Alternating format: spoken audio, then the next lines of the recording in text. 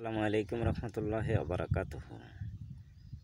দেশ দেশের বাহিরে যে জায়গা থেকে দেখছেন সকলের প্রতি শ্রদ্ধা রেখে স্মরণ করছি। দেশের স্বার্থে জনগণের স্বার্থে কথা বলছি। বিশেষ করে আন্তর্জাতিক সরকার ডক্টর মোহাম্মদ ইউনূস এবং উপদেষ্টা যারা আছে সকলকেই টার্গেট করে জনগণের স্বার্থে কথাগুলো বলা।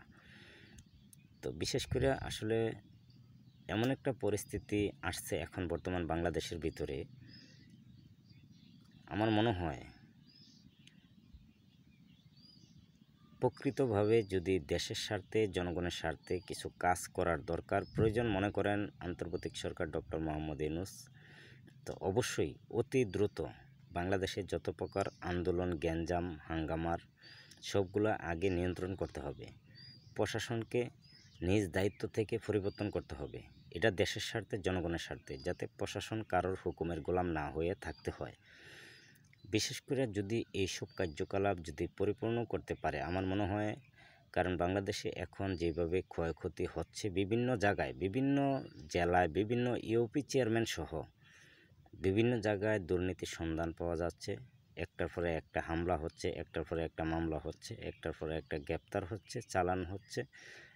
তো প্রতারক যারা, তাদেরকে রাষ্ট্রপক্ষের কাছে আমার আবেদন, অতি দ্রুত যেগুলো প্রতারক আছে প্রত্যেকটা প্রতারককে লাইফ সাজা দিয়ে জেলখানা ফেলায় রাখেন, যাতে তাদের জীবন জেলখানায় কাটাইতে সুবিধা হয়। কারণ জেলখানায় থাকলে তারা দুর্নীতির সাথে জড়িত হওয়ার কোনো সুযোগ থাকবে না।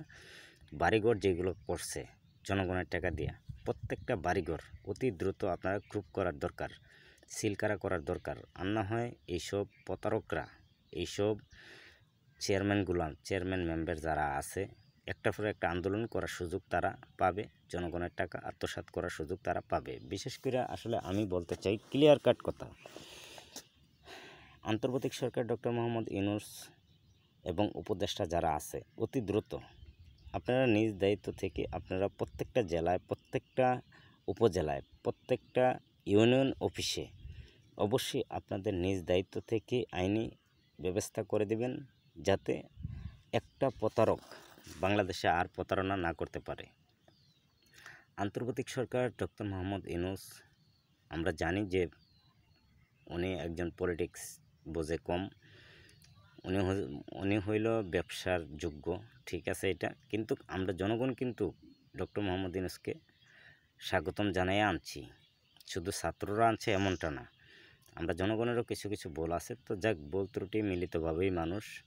তো ডক্টর মোহাম্মদ ইউনূসকে অনুরোধ করে বলবো, অতি দ্রুত আপনারা ভালো ভালো ব্যক্তি যারা আছে প্রত্যেকজন নেতাবৃন্দকে নিয়ে বৈশা আপনারা দেশের আন্দোলন বন্ধ করেন। বাংলাদেশের প্রত্যেকটা জেলায় ইউপি চেয়ারম্যান অফিস যেগুলো আছে প্রত্যেকটা ইউপি চেয়ারম্যান এগুলো বন্ধ করে দেন, যাতে কোনো চেয়ারম্যান মেম্বারের প্রয়োজন নাই। কারণ থানা কোর্ট কাছারি গেলে, তো বিশেষ করে যেহেতু এখন যেই মর্মে কথাগুলো বলা আমি বুঝি, অতি দ্রুত এই চেয়ারম্যান অফিসগুলো বন্ধ করে দেওয়ার দরকার। কারণ হেরা সর্বোচ্চ চেষ্টা করে জনগণের টাকা লুট করার। এমন ঘটনা বাংলাদেশে অনেকখানো ঘটছে, শুধু কুমিল্লা জেলায় ঘটে এমন নয়, পুরা বাংলাদেশই ঘটছে।